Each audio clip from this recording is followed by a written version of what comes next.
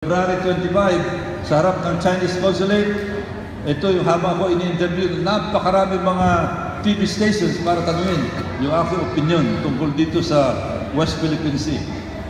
At ako'y natutuwa na kahit na wala sa pwesto, si Roy Lugones iniimbita para mag-lecture sa National Defense College of the Philippines. Ito ang ahensya ng pamahalaan para magpakadalubhasa yung mga general, mga colonel ng ating armed forces, Army, Navy, at Air Force.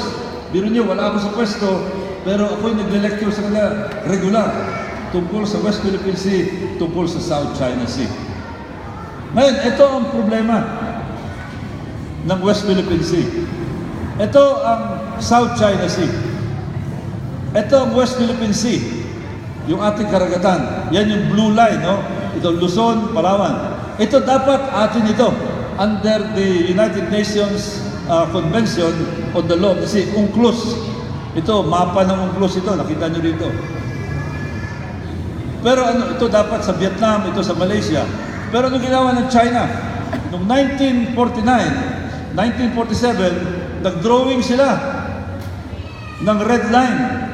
Ang tawag dito, 9-dash line, na sabi nila, ito ang amin. Ito ang amin. Pumasok sa loob ng ating teritoryo. Inaangkin nila, dinadaan nila sa laki. Hindi lang yan. Ito ang Scarborough Shoal, malapit sa Zambales. Ito ang Mischief Reef sa Spratlys, malapit sa Palawan. Tingnan niyo kung gaano kalayo ang China. Yung Scarborough, dito lang. Ang Mischief Reef, dito lang. Pero lumakbay sila at sinabi, amin yan. Amin yan, sabi ng China. Ngayon, yung Mischief Reef, okupado na ng China. Andun ang mga vapor nila. Yung Scarborough Shoal, hawak na nila. Yung mga mangingisda natin, hindi makapasok doon dahil nakabantay yung kanilang vapor. Inagawan tayo ng teritoryo. Okay ba yung ginawa nila? Hindi, no? Ano ginawa nila? Ginawa 80%. Pati yung dalawang isla na ginawa nila. Kayo, ano ba kayo? May lupa kayo. Yung bakuran ninyo. Bigla may pumasok na isang sigat. At sabi niya, mula ngayon, 20% ng lupa ninyo, akin na. Anong gagawin niyo? Ipaglalaban niyo lang? Siyempre, ipaglalaban niyo. Eh kung 50% ang kinuha, anong gagawin niyo? Lalong titindi ang pagkipaglaban niyo. Handa ba kayo makipagpatayan? Of course, siyempre. Yan ang ating sitwasyon ngayon. Inaangkin yung teritoryo natin, kaya yan ang ginagawa ni Roy Lugones, kaya kasama tayo sa pagpaglaban para sa West Philippine Sea. Pero hindi kaya ni Roy Lugones na nag-iisa yan. Hindi kaya ng presidente, ng military natin, kailangan tumulong ang mamayan. Kaya ang tanong ko sa inyo, kayo ba? Handa ba kayong tumulong dito sa pagpaglaban para sa West Philippine Sea? Handa ba kayo? Sino sa inyo ang sasama para ipaglaban natin ng West Philippine Sea? Nasa kamay.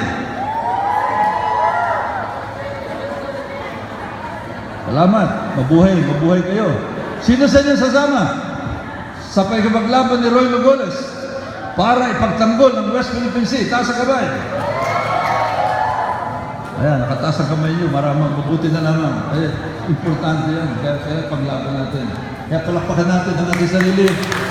Maraming salamat kaya napapakita ng tunay na pagmamahal sa bayan. Importante para sa atin na bata pa kayo, ay naiintindihan ito.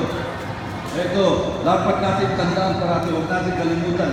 Remember, Mischief Reef, which China grabbed in 1995. Remember, Scarborough Shoal, which China grabbed in 2012. 4 na taon pa lang nakakaraan. Kaya, let us fight for the West Philippine Sea.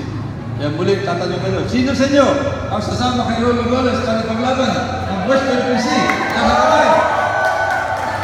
Maraming salamat. Dapat kasama nito sa inyong programa at ibalita nyo sa inyong mga kababayan, mga kaibigan. Dapat magsama-sama tayo. So muli, maraming salamat. Magandang gabi. Mabuhay ka na.